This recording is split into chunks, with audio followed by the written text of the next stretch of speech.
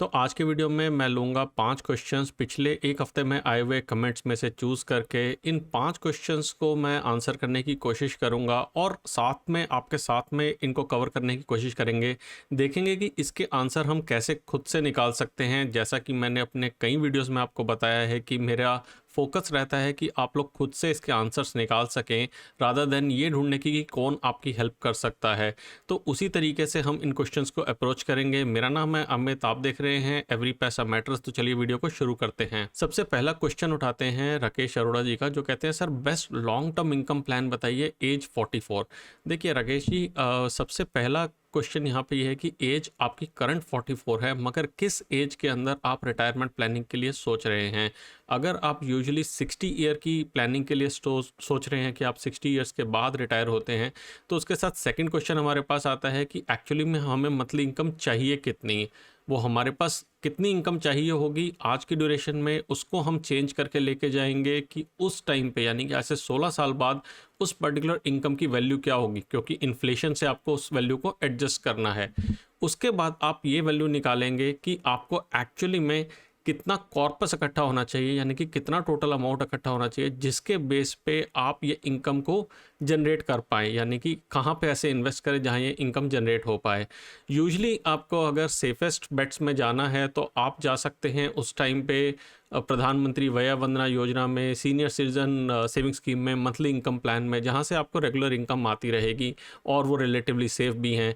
लेकिन आपकी current investments कहाँ पे हैं, यहाँ पे करंटली कहाँ पे हैं, और आपकी एस्पिरेशंस क्या है, आपकी रिस्क एपिटाइट क्या है, उसके बेस पे ही आप ये बता सकते हैं कि लॉन्ग टर्म इनकम प्लान या आपका कितने टाइम तक आपको इनकम लेनी है, उसके बेसिस पे डिसाइड हो सकता है कि आपको कहाँ पे पैसे अपने डालने हैं।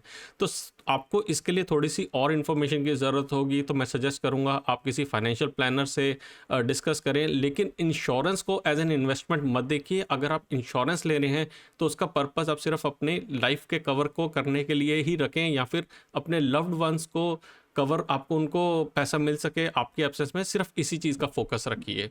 दूसरा क्वेश्चन आता है ओम प्रकाश चौधरी जी का, जो कहते हैं कि सर जी मैंने मेटलाइफ एंडोमेंट प्लान लिया था जिसमें 2 प्रीमियम जमा किए, उसके बाद मैं जमा नहीं किया, आज मेरा 5 साल पूरा हो चुका है, क्या मेरा पैसा वापस मिलेगा।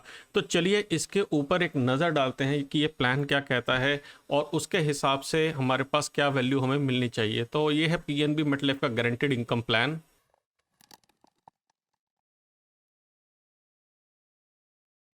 तो देखिए हमने पीएनबी मेटलाइफ के गारंटेड इनकम प्लान का ब्रोशर खोल लिया है, ठीक है। अब हम यहाँ पे जाके देखते हैं तो इसके अंदर एक पर्टिकुलर जगह पे लिखा होगा कि आपको अगर प्रीमियम डिसकंटिन्यू करते हैं तो क्या होता है, जो कि है यहाँ पे लिखा है if you discontinue paying premium, आपकी पॉलिसी लैप्स हो जाएगी या फिर पेड अप कन्वर्ट हो जाएगी। If all installments premium for first 2 years are not paid in full, तो आपकी पॉलिसी लैप्स हो जाएगी। यानी कि अगर आपने 2 इंस्टॉलमेंट नहीं दी है, लेकिन आपने कहा कि आपने 2 प्रीमियम जमा कराए हैं, पहले 2 प्रीमियम जमा कराए हैं, तो उसके हिसाब से आपकी पॉलिसी लैप्स नहीं होनी चाहिए। अब सेकंड कहता है कि if the policy has acquired a surrender value and no future premiums are paid, you shall have the option to either surrender or continue it as a paid up policy. यानी कि अब आपकी policy paid up के अंदर convert हो जाएगी। अब आपके पास ऑप्शन ये है, या तो इसको कंटिन्यू करते रहिए आप रिड्यूस्ड बेनिफिट्स के साथ, जो यहाँ पे लिखा हुआ है, और इसको मैंने अपने एक वीडियो में भी कवर कराया है जिसको आप ऊपर आई बटन पे देख सकते हैं, या फिर आप पॉलिसी को सरेंडर करके उसकी गारंटीड सरेंडर वैल्यू ले सकते हैं। तीसरा ऑप्शन आपके पास रहेगा कि आप पॉलिसी को रिवाइव करके उसकी वैल्यू भी आप वापस ले सकते हैं। अब क्वेश्चन ये आएगा कि मेरे को कितने पैसे वापस मिलेंगे, तो आपको गारंटीड सरेंडर वैल्यू के लिए आपको पॉलिसी के अंदर जाके जो आपकी इलस्ट्रेशन मिली है उसको देखिए, नहीं तो एक इसकी साइट पे जाके वापस से एक पॉलिसी के लिए अप्लाई करके देखिए। वहाँ पे आपके पास इलस्ट्रेशन आएगी जहाँ से आपको पता लग जाएगा कि कितना पैसा आपको वापस मिलेगा। सरेंडर करने पे गारंटेड सरेंडर वैल्यू काफ़ी कम रहती है, और क्योंकि आपने सिर्फ 2 ही प्रीमियम दिए हैं तो ऐसा मेरा मानना है कि अराउंड 60 to 70% मिलेगा। लेकिन एग्जैक्ट अमाउंट क्या मिल रहा है आप कंपनी को कॉन्टैक्ट करके वहाँ से पता कर सकते हैं कि आपको एक्चुअली में सरेंडर वैल्यू कितनी मिलेगी। कुछ वैल्यू तो ज़रूर मिलेगी, आपने अगर 2 साल का प्रीमियम पे किया है as per current terms and conditions. तीसरा क्वेश्चन लेते हैं पवन शर्मा जी का, जो कहते हैं if anyone want premature close then what is minimum time to close this policy. तो ABSLI के गारंटेड माइलस्टोन प्लान का बात कर रहे हैं कि प्रीमेच्योर क्लोज करने के लिए मिनिमम टाइम क्या है। देखिए, मिनिमम टाइम कुछ भी नहीं है प्रीमेच्योर क्लोज करने के लिए, आप जब मर्जी चाहें तो क्लोज कर सकते हैं पॉलिसी।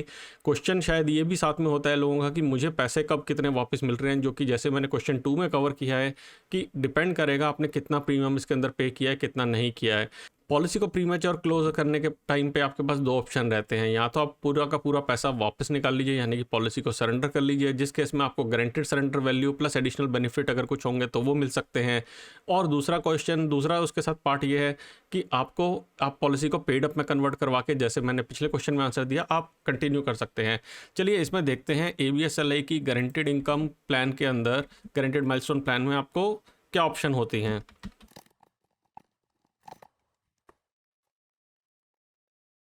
तो देखिए, अब मैंने ABSLI का गारंटेड माइलस्टोन प्लान खोल लिया है। अब इसके अंदर जाके हम ऑप्शन ढूंढते हैं कि कहाँ पे लिखा हुआ है पॉलिसी लैप्स के बारे में। तो इस सेक्शन में आपको इन्फॉर्मेशन मिलती है जहाँ रिड्यूस्ड पेड अप बेनिफिट्स की बात करते हैं। वो कहते हैं कि if you discontinue paying premium after having paid premium for 2 full years, तो आपकी पॉलिसी उस टाइम पे लैप्स नहीं होगी, यानी कि आप उसको रिड्यूस्ड पेड अप बेसिस पे कन्वर्ट करके आगे बढ़ सकते। Reduced paid up benefit usually होते हैं कि जिस प्रोपोर्शन में आपने पैसे उसको कंपेयर कीजिए आज से 30 साल बाद आप जो वैल्यू पे कर रहे होंगे 27,685 की। आज से 30 साल बाद 27,685 कुछ उस तरीके से होंगे जैसे आज की रेट में करीबन 2-2,500 रुपए हैं। इस एक्सेल शीट का लिंक आपको नीचे डिस्क्रिप्शन बॉक्स में मिल जाएगा। अगर आपके कोई सवाल हो तो नीचे मुझे कमेंट सेक्शन में बताइए। लाइक करें, हमारे चैनल को सब्सक्राइब करना ना भूलें और शेयर करें अपने फ्रेंड्स एंड फैमिली के साथ। जल्दी आएंगे एक और वीडियो लेके, तब तक के लिए बचाते रहें, कमाते रहें, बिकॉज एवरी पैसा मैटर्स। ये वैल्यू क्या होगी, ये तो आपको उनकी वेबसाइट से या कंपनी को कांटेक्ट करके ही आपको पता लग पाएगा कि एक्चुअली में आपको कितना अमाउंट मिलेगा। लेकिन आप एक हिंट लेने के लिए आप इनकी साइट, इनकी इलस्ट्रेशन पे जाके वहाँ पे चेक कर सकते हैं कि आपको एक्चुअली में क्या अमाउंट मिल रहा है। चौथा क्वेश्चन लेते हैं मोहित तिवारी जी का। मोहित तिवारी जी पूछते हैं, I mean free look period, ये बात कर रहे हैं PNB मेटलाइफ की गारंटेड फ्यूचर प्लान की, and due to low maturity return want to cancel this policy inception date 20 मई, paper receive 3 June, application for cancellation से 7 जून, यानी कि इनको अभी 20 मई, एक महीना भी नहीं हुआ है। प्रीमियम पेड 50,000 प्लस GST 2,250 रुपये, type annual payment for 5 year. अब ये कह रहे हैं कि अगर मैंने पॉलिसी को कैंसिल कर देता हूँ और अगर मैं फ्री लुक पीरियड में हूँ तो मैं कितना एक्सपेक्ट कर सकता हूँ रिफंड। चलिए उसको भी मैं आपको इसी की साइट पे जाके हम आंसर इसका ढूंढने की कोशिश करते हैं।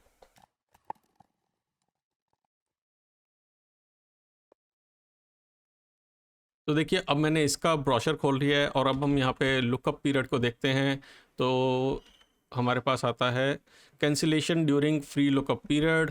फ्री लुकअप पीरियड के लिए कहते हैं please go through terms and conditions, if you have policy objections you may cancel the policy by giving a signed return notice to us within 15 days, 30 days in case of policy sold to you through distress marketing. यानी कि आपके पास 15 days का notice है इनके पास अगर आपने policy किसी agent के थ्रू ली है, और 30 डेज का अगर आपको डिस्टेंस मार्केटिंग यानी कि मोस्ट प्रॉब्ली फ़ोन से कॉल करके या SMS के थ्रू या किसी और मैकेनिज्म से आपने ली है तो आप कैंसिल कर सकते हैं। तो अगर आपने इस पॉलिसी को लिया था 20 मई, तो 15 दिन तो उसके ख़त्म हो गए हैं। तो डिपेंड करेगा आपने किस तरीके से इस पर्टिकुलर पॉलिसी को ली है। और 3 जून एक्चुअली में 3 जून को आपको पेपर रिसीव हुए हैं, तो 3 जून को हुए हैं, यानी कि अभी भी आपके पास फ्री लुक पीरियड अवेलेबल है। तो आप इसको कैंसिल कर सकते हैं। और क्या मिलेगा आपको वो यहाँ पे लिखा है, you will be entitled to a refund of the premium paid subject to deduction of proportionate risk premium for the period of cover, stamp duty and or expenses occurred on medical examination। तो कुछ time का जो आपको 3 से 4-5 दिन का आपको जो रिस्क कवर मिला है उसको डिडक्ट कर देंगे। अगर कोई स्टैम्प ड्यूटी लगी है उसको डिडक्ट कर देंगे, और अगर आपका कोई मेडिकल एग्जामिनेशन हुआ है उसकी वैल्यू कट करके बाकी पैसा आपको वापस मिल जाएगा। यूजुअली इसके अंदर जो मैंने सुना है उसमें GST वापस नहीं होता है, लेकिन आप कंफर्म कर लीजिए कि आपको क्या पैसा वापस मिलेगा। आप कंपनी को नोटिस दे के आप पता कर सकते हैं कि एग्जैक्ट अमाउंट क्या मिलेगा। लेकिन अप्रॉक्सीमेटली आपके 50,250 दिए हैं तो काफ़ी पैसा आपको वापस मिल जाएगा। द ओनली थिंग इज़ आपको जल्दी से जल्दी नोटिस करना पड़ेगा, बिकॉज 15 दिन का ही पीरियड है आपके पास ये कैंसिल करवाने के लिए। अब पांचवा क्वेश्चन लेते हैं सेठी नंदीश जी का। ये कहते हैं, तो आप बताइए best retirement plan. I want 50,000 rupees per month pension, my age is 30 and pension starts at 60 year. तो देखिए, आपकी एज करंटली काफ़ी यंग है, आप 30 ईयर्स के हैं और आपके पास काफ़ी टाइम पड़ा हुआ है इन्वेस्टमेंट करने के लिए। तो कुछ इस तरीके से जब हम रिटायरमेंट प्लानिंग लेते हैं तो उसके बेसिक से रहते हैं कि आपको 50,000 रुपये चाहिए। इस 50,000 रुपये जब आपको आज से 30 साल बाद यानी कि 2051 में चाहिए, उसकी वैल्यू क्या हो जाएगी। तो अगर मैं मानता हूँ कि 50,000 रुपये पर मंथ या पूरे साल के अगर आपको 6 लाख रुपए चाहिए सिंप्लीफाई करने के लिए कैलकुलेशंस को, तो 6 लाख रुपए जो आज की डेट की वैल्यू है, 2051 के अंदर इसकी वैल्यू जो 6 लाख रुपए की है वो हो जाएगी करीबन 34,46,095 रुपये, अगर मैं इन्फ्लेशन को 6% के हिसाब से बढ़ता हुआ मानता हूँ तो। देखिए, इन्फ्लेशन को काफ़ी लोग डिस्काउंट कर देते हैं, मगर ये सोचिए कि आज से पहले, जैसे फॉर एग्जाम्पल आज से 30 साल पहले जो चीज़ 5 रुपए की थी वो आज की डेट में कितने की हो गई है। इन्फ्लेशन को 6% लेके हमारे पास वैल्यू आती है 34,46,095 रुपये। और अगर हम 34,46,095 रुपये हमें चाहिए हर साल, अगले मान के चलते 25 साल तक की आपकी लाइफ की एक्सपेक्टेंसी आप मानते हैं 85 ईयर्स है, तो आपको टोटल पैसा 6,81,82,471 चाहिए होगा 2051 के अंदर, ताकि आपके पास रेगुलरली 34,46,000 हर साल आता रहे।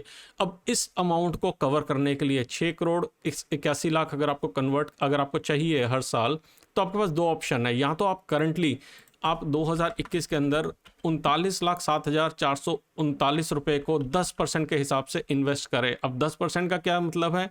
बेसिकली मतलब ये कि ऑन एन एवरेज आपके पास कंपाउंड एनुअल ग्रोथ रेट जो है वो 10% का आना चाहिए। आप इक्विटीज़ में उसको डालते हैं, आप मिक्स में डालते हैं, कैसे करते हैं उसके हिसाब से अगर आप 10% के हिसाब से इसे इन्वेस्ट करते हैं तो उसके हिसाब से आपके पास ये कॉर्पस अचीव हो जाएगा। और अगर आप इसको एक बारी में नहीं जमा करा सकते, लेट्स से कि 2021 में कहते हैं मैं इतना तो नहीं जमा करा सकता हूँ, तो आपको टोटल ईयर के अंदर पर ईयर यानी कि 2021 से लेकर 2051 तक आपको इन्वेस्ट करने पड़ेंगे 4,14,498 रुपये पर ईयर, ताकि आपके पास 6,81,00,000 रुपए का कॉर्पस बन जाए। तो रिटायरमेंट प्लानिंग जब हम करते हैं तो हमें इन्फ्लेशन को भी ध्यान में देना होता है, हमें ये भी देखना होता है कि एक्चुअली में आपके पास रिटर्न क्या आ रही है। लेट्स से कि अगर 10% की रिटर्न की बजाय आप सिर्फ 8% की रिटर्न जनरेट कर पाते हैं करंटली, तो आप देखेंगे कि आपको जो अमाउंट इन्वेस्टेड चाहिए वो 6 लाख रुपये चाहिए होगा पर ईयर का। तो ये एक बहुत इंपॉर्टेंट चीज़ है। हम ये देखते हैं जब हम यंगर ईयर्स में हैं तो हमें जितनी मैक्सिमम हम रिटर्न कर सकें वो हमें ज़्यादा ज़रूरी है। इस एक्सेल शीट का लिंक मैं नीचे आपको डिस्क्रिप्शन में दे दूंगा, वहाँ से इसको यूज़ करके अपनी कैलकुलेशन कर सकते हैं और वहाँ से आइडिया लगा सकते हैं कि आपको कितना कॉर्पस जनरेट करना पड़ेगा, कितना रिटर्न आपको जनरेट करना पड़ेगा। तो एक छोटा सा वीडियो बनाया था आपके क्वेश्चंस का आंसर करने के लिए। अगर वीडियो पसंद आए तो लाइक पे क्लिक कीजिए, सब्सक्राइब करें चैनल को, और मुझे नीचे कमेंट सेक्शन में कोई और सवाल हो तो वो पूछना ना भूलें। जल्दी आएंगे एक और वीडियो लेके, तब तक बचाते रहें, कमाते रहें, बिकॉज एवरी पैसा मैटर्स।